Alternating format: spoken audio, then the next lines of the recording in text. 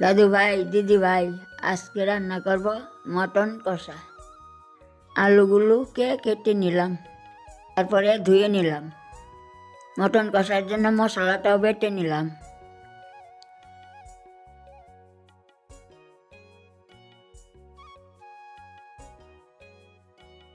কড়াইয়ে তেল দিয়ে আলুগুলো ভেজে নিলাম নুন হলুদ মাখিয়ে।